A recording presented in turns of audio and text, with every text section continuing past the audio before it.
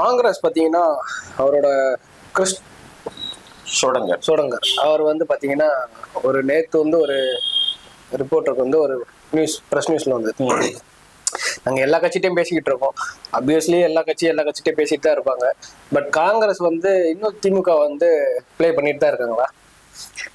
ஆமா, அது வெளிப்படையில வந்து ஏன்னா ஆல்ரெடி ஒரு 22 வருஷமா காங்கிரஸ் திமுக அலைன்ஸ் வந்து ஃபார்ம் ஆயிருக்கு. அது தொடர்ச்சியா இருக்கு. இடையில 2014 மட்டும் காங்கிரஸ் திமுக கூட்டணி இல்லாம இருந்தது பார்லிமெண்ட் எலெக்ஷன்ல. ஓகே, அப்போ காங்கிரஸ் தனிச்சு நின்னாங்க. அதுக்கப்புறம் தொடர்ச்சியா அவங்க வந்து காங்கிரஸ் திமுக கூட்டணி தொடர் வெற்றியை வேற ருசிச்சிருக்காங்க. சோ அந்த இடத்துல இருந்து என்னன்னா ஒரு எடுத்தோம் கவுத்தோன்னு டக்குன்னு அதை பிரிச்சுக்கிட்டு வர்றதுக்கு ட்ரை பண்ண மாட்டாங்க.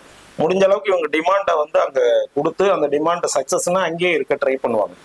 இப்போ இவங்களோட அந்த டிமாண்டுங்கிறது வந்து எப்படி ஆயிப்போச்சுன்னா, ஒரு கூட்டணி கட்சிங்கிறது வந்து ரொம்ப காலமா இருக்கும்போது கீழே அடிமட்டத்தில் இருக்கிற நிர்வாகிகள் தொண்டர்கள்ட்ட ஒரு ஜெல் ஏற்பட்டிருக்கும். ஏற்கனவே எது நம்ம கூட்டணி இவங்கன்னா திமுகவுக்கு எதிர் அதிமுகங்கிற போது இப்ப திமுக இருக்கிற கூட்டணி கட்சி எல்லாருக்கும் ஒரே மனநிலை, அதிமுக எதிர்ப்பு மனநிலை, பிஜேபி எதிர்ப்பு மனநிலை, எல்லா தொண்டர்களும் இருப்பாங்க கூட்டணி கட்சி தொண்டர்கள் இது நாள் வரையில. இப்ப இந்த திமுக காங்கிரஸ் கூட்டணிக்குள்ள ஒரு விரிசல் வர்றது வந்து புதிய வருவான கட்சியோட அந்த வெப்பன் வந்த பிறகு பாத்தீங்கன்னா அந்த ஒரு உரிமை சார்ந்த ஒரு பிரச்சனை எழும்போது கீழே அங்க ஜெல் ஆகல. ஓகே, அது இருக்கு. என்னதான் திமுக காங்கிரஸ் கூட்டணி ஏதோ ஒரு உடன்பாடு ஏற்பட்டு சரி ஏதோ அவங்க திடீர்னு இல்லை எங்களுக்கு ஆட்சியில் அதிகாரத்துக்கு பங்கு வேணாம், எங்களுக்கு ராஜ்யசபா சீட்டு மட்டும் கொடுங்க, அதை அட்ஜஸ்ட் பண்ணிக்கலாம் அப்படிங்கிற மாதிரி ஏதோ ஒரு உடன்பாடை போட்டு எப்படியோ அதை சமரசத்துக்கு உட்படுத்தி அதை கூட்டணியை தக்க வச்சுக்கதான் இரண்டு கட்சிகளும் விரும்புவாங்க. தலைமை சொல்றேன், இரண்டு தலைமை அதை தான் விரும்புவாங்க. அவ்வளவு ஈஸியா கைவிட்டுற மாட்டாங்க. ஏன்னா விட்டுட்டா எதிரணிக்கு இன்னும் ஸ்ட்ராங் ஆயிடுங்கிறது ஸ்டாலின் அவர்களுக்கு நல்லா தெரியும். ராகுலுக்கு வேற பர்பஷன் இருக்கும்.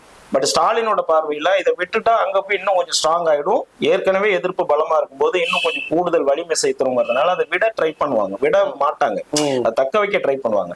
பட் அதே நேரம் இவங்களோட டிமாண்ட் அவர் அக்செப்ட் பண்ணவே முடியாது. ஏற்கனவே 13-14 கட்சிகள் இருக்கு, புதிய கட்சிகள் உள்ள வந்திருக்கு. அப்ப அந்த சீட் ஷேரிங்ல இன்னும் ஸ்பிளிட் பண்ண வேண்டியது இருக்கு.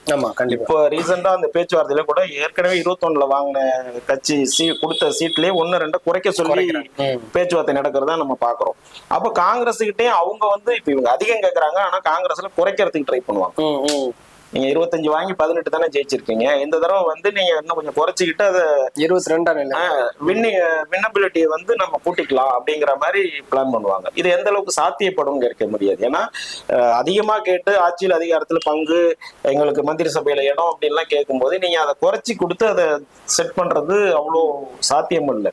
அதுதான் இப்போ இந்த பிரச்சனையை தொடங்கி வச்சவர் கிறிஸ் சோடங்கர் தான். எங்களுக்கு 70 தொகுதி வேணும், நாங்க ஆட்சியில் அதிகாரத்துல பங்கு வேணும் அப்படின்ற விஷயத்த தொடங்கி வச்சவர்.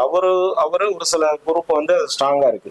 இப்ப அதே நேரத்துல ஆளுந்தரப்பு கிட்ட நெருக்கமா இருக்கிற சிட்டிங் எம்எல்ஏஸ் எம்பிஸ் வந்து இந்த வாய்ப்பை தவற விட அவங்க விரும்பல. ஏன்னா இங்க வின்னிங் வந்து அவங்க தொடர்ச்சியா பார்த்ததுனால இது வந்து நமக்கு சேஃபான ஒரு பிளேஸ், இதை விட்டுட்டு போய் ரிஸ்க் எடுத்து நம்ம அந்த பதவியை இதா பண்ணிக்க வேண்டாம்னு அவங்க நினைக்கிறாங்க. இதுதான் இப்ப காங்கிரஸ்குள்ள பிரச்சனையா இருக்கு. இப்ப பதவியில இருப்பவர்கள் இல்லாதவர்கள்ங்கிற கோஷ்டி ஆயிடுச்சு. இல்லாதவங்க எப்படி இருந்தாலும் லாஸ், அது இவங்க கிட்ட நம்ம ஏன் அடிமை மாதிரி இருக்கணும், நமக்கு எந்த பிரயோஜனமும் இல்லை, நம்ம ஓட்டு கேட்கறதுக்கு தேவைப்படுறோம், ஆனா மந்திரி சபையில வேணாம் போது எதுக்காங்க, அப்ப கொடுக்குற இடத்துக்கு போலாமேங்கிற ஒரு நியாயமான கருத்து தொண்டர்கள் மத்தியில அது ஆமா சரிதானே அப்படிங்கிற ஒரு பாயிண்ட் இல்லையா? அது அங்க மதிப்பும் இல்ல, மரியாதையும் இல்ல, நமக்கு உரிமையும் இல்ல.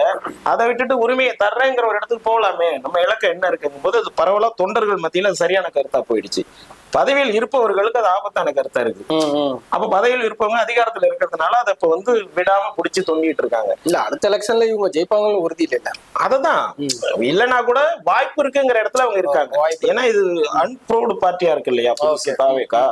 என்னதான் மக்கள் எழுச்சி இதெல்லாம் இருந்தா கூட அவங்களோட பெர்சன்டேஜ் என்ன மாதிரி சீட் கன்வர்சேஷன் நடக்கும் இதெல்லாம் தெரியாது இல்லையா? அதனால இங்க சேஃபான இடத்துல நம்ம இருந்துக்கலாம்னு அவங்க நினைக்கிறாங்க. அதை வந்து இப்ப தாவேகா கூட பாத்தீங்கன்னா இப்ப ரீசெண்டா கிடைச்ச அப்டேட்ஸ் வந்து பாத்தீங்கன்னா அவங்களும் ஒரு பெரிய ஆஃபர் கொடுத்திருக்காங்க காங்கிரஸுக்கு. அது இல்லைன்னு அதுதான் கிறிஸ் சோடங்கரும் சொல்லியிருக்காரு, நாங்க எல்லா கட்சிகிட்டையும் பேசிட்டு இருக்கோம் அப்படின்னு சொன்னது அதுதான். இப்ப தாவேகாவில வந்து ஒரு 40 சீட்டு உறுதி பண்ணிருக்காங்க, 20 எம்பி சீட்டு உறுதி பண்ணிருக்காங்க. அந்த கான்செப்ட்ல ஆட்சியில் அதிகாரத்தில் பங்குங்கும் போது தொண்டர்கள் முழுக்க காங்கிரஸ் இதுதான் விரும்புவாங்க. இன்கேஸ் இது நடக்காம போய் திமுக காங்கிரஸ் உடன்பாடு திருப்பி ஏற்பட்டாலும் தாவேக்காவுக்கு அது பலம் தான். ஏன்னா இது நடக்கலைன்னா ஆல்ரெடி நடந்தா நல்லா இருக்கும்னு நினைச்சான் பாருங்க காங்கிரஸ் தொண்டர்கள். அவனோட மைண்ட் செட் திருப்பி தாவேக்காவுக்கு தான் அந்த அது போகும், இங்க ஜெல்ல ஆகாது. அதையும் தாண்டி இவங்க ஒரு சீட்டை வாங்கி நின்னா கூட திமுக காங்கிரஸ்க்குள்ள அடிமட்டத்துல கீழே தொகுதி வாரியா வந்து அந்த ஜெல் வராது. இவங்க நிக்கிற இடத்துல அவங்க கால வருவாங்க, அவங்க நிக்கிற இடத்துல இவங்க கால வருவாங்க. இதுதான் நடக்கும். அப்போ ஒரு கூட்டணிங்கிறது பிகினிங்ல இருந்து அது ஒரு மைண்ட் செட் கொண்டு போய் அது தொண்டர்கள்ட்டையும் அதை செலுத்தி அவங்களையும் ப்ரிப்பேர் பண்ணி வச்சிருக்கணும். அந்த இடத்த திமுக காங்கிரஸ் தவற விட்டுட்டாங்க ஆல்ரெடி. என்ன நடந்தாலும் end of the result plus வந்து ஆப்போசிஷன் பார்ட்டிக்கு தான். அந்த ஆப்போசிஷன்ங்கிற இடத்துல தாவேக்கா இருக்கு. ஓகே.